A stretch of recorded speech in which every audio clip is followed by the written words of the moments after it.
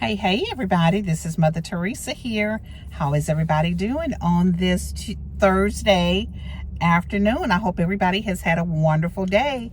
And if not, it is not too late to turn your evening around so you can end it on a much positive note. Well, listen, everybody, I just wanted to stop by and just kind of hang out with you all for a little while to just kind of talk about what I'm going to talk about. And today, what I wanted to share with you all, as I have been talking about dreamers, and I know you probably say, well, Mother Teresa, you've talked about this Monday, Tuesday, Wednesday. Here it is Thursday. You're talking about dreaming or being a dreamer again. Well, let me just tell you all, it is so very important for me to continue on with this conversation. And the reason being is that sometimes we can fall into a rut where we are not dreaming anymore.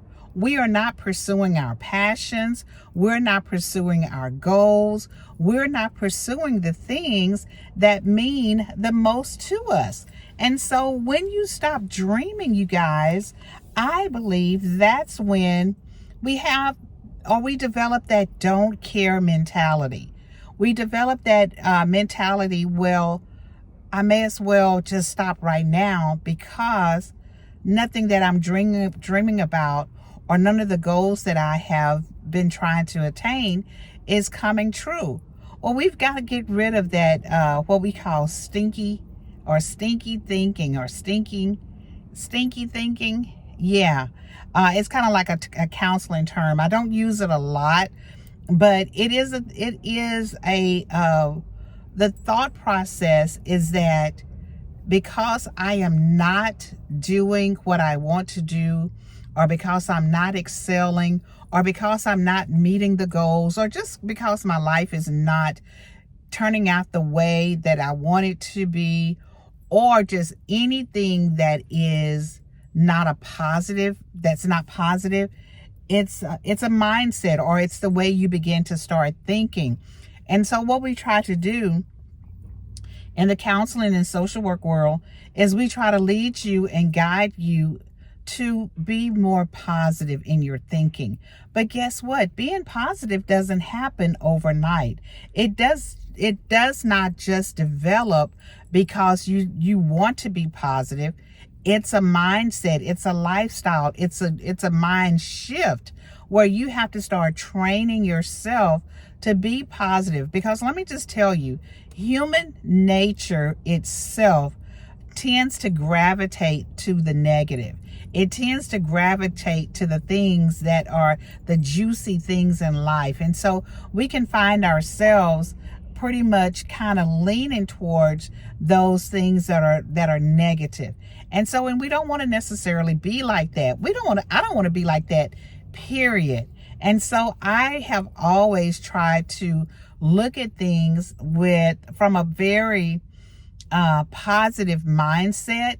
And I've tried to make sure that the lens in which I look at life is positive. Because let me just tell you, and I know that's one of my favorite terms, let me just tell you that it can be so easy to find ourselves in a situation where we see the negative in people, we see the negative in our world, we see the negative in the circumstances that surround our life. But when you find yourself in that situation, you guys, you all have got to make sure that you remember the dreams, the hopes, the aspirations that you had, that you even maybe had as a child. You all, I am not driving. I am actually sitting still. I had pulled over to the side of the road so I can finish this video or just do this video. So I'm not moving. Yes, you see cars moving behind me, but I'm sitting still. I'm being safe. But yes, you cannot allow your mindset to kind of go in that way. And let me just say this again, because in this world or in our life, things may not always go according to the plans that we have set for ourselves. You know, things happen beyond our control. We have financial hiccups. We have marital hiccups, you know, parenting issues, just, you know, all kinds of things that can happen in our lives that can cause us to be off track. And I think that's the best way for me to say it, is that we tend to get off track. And if you're not careful, years will go by and you'll stay off track. Okay? But what I'm telling you is that it doesn't have to end like that. You can always find yourself and pick yourself back up. I often say that no matter what a person has been, they can choose to be different. But you got to choose to be different. You've got to want to be different. You've got to you have to want to make some changes in your life. And then you actually have to do something about it. So we can want for a lot of different things, but if we don't put any actions behind it, then that's what it is. It's just going to be a want. You know, the Bible says that faith without works is dead. So that means we've got to do some things. We've got to put some things into motion. Yes, I have faith. I have an enormous amount of faith. And I believe that God doesn't necessarily need any of my help, but he also tells me that when I am seeking, when I am knocking, those are some things that I have to do. I have to do those things. I have to do my part and then allow God to do his part. So I just wanted to jump on here really, really quickly and just say, just real quick, don't give up on your dreams. I'm not going to go into a long, 20 or 30 minute video about dreams, because I want to kind of bring this to a close, or at least a close for now. But don't give up on your dreams, you all. Sometimes we are so very close to accomplishing the things that we've prayed about, that we've fasted about, that we've asked other people to join us in prayer about. And we are so very close to the finish line. You're so close that you can begin to see it. You can sense it. Almost people say you can smell it. You are so very close. And you get so close and then you stop, because of some things that have happened in your lives. You stop and you don't meet your goal. You don't allow that dream to come to fruition. So I'm just going to encourage you all. And these are probably, mostly adults that are probably listening to me, but encourage your children to not give up on their dreams. Encourage them, first of all, to dream. Encourage them to dream big, really, really big dreams, okay? It's okay to dream big dreams. Nothing wrong with that. Nothing, absolutely nothing wrong with that. And if you have trust and belief in God, the bigger the dream, oh my gosh, the bigger the opportunity that he can prove himself to you, that he is the Almighty, the sovereign God, the God that can do all things but fail. But you've got to give him an opportunity to work. You've got to give him an opportunity to manifest himself and also manifest the things that you have been dreaming about. So don't forget to dream big. Don't forget to dream big. First of all, always have a dream. Always have a dream in your heart, in your soul, in your spirit.